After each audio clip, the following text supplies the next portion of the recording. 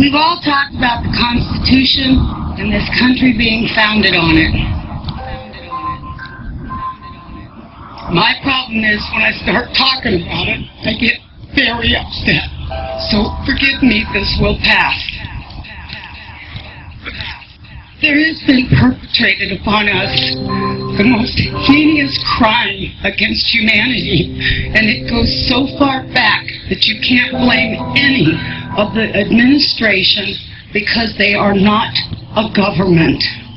They are the United States Corporation.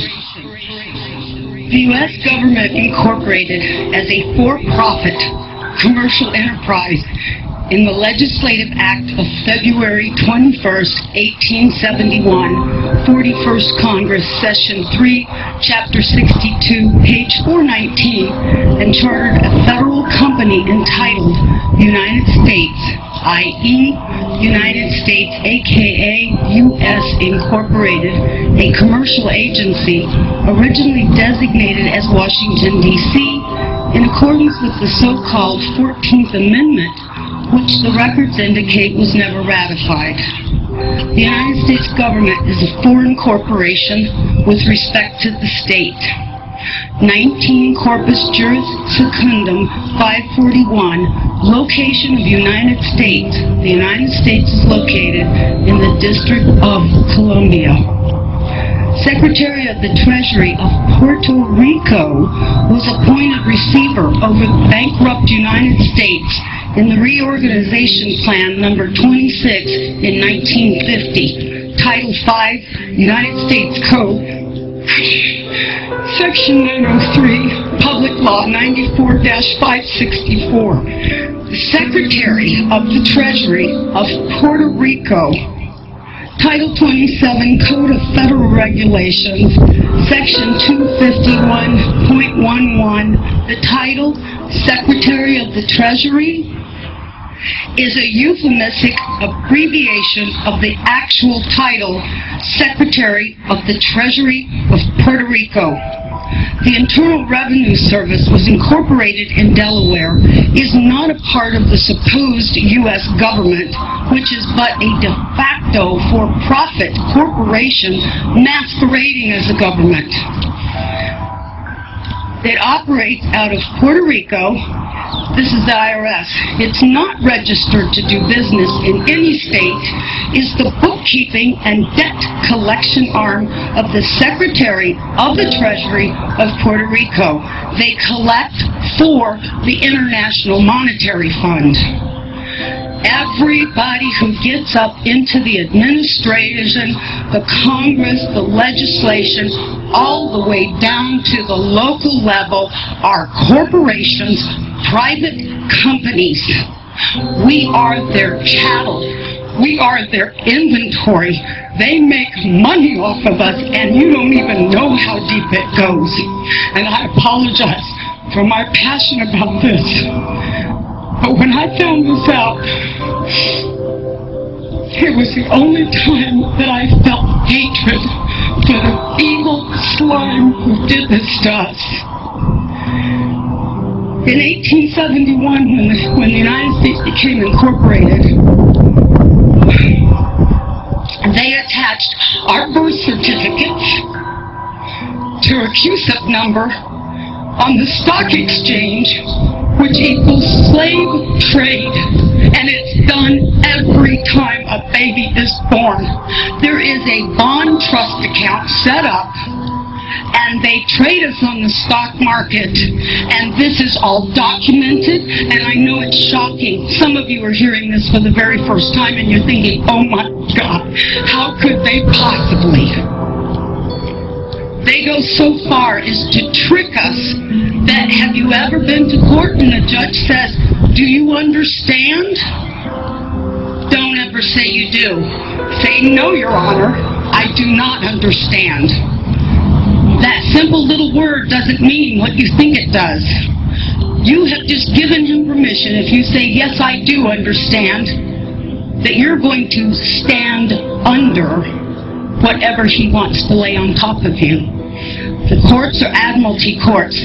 The judges, the attorneys, all belong to the Bar Association.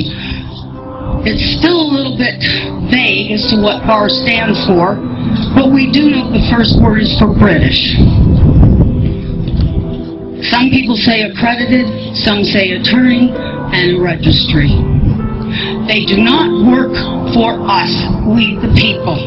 We the people are working for them. We don't need a gold standard. We are the value to the Federal Reserve note. We can give value to our United States currency. The Constitution that they're teaching today, as wonderful as it is to learn about a big portion of it, it's not the correct Constitution. It's actually a second Constitution, and that's the one that they wrote when they went incorporated. In 1933, there was the Emergency Banking Act.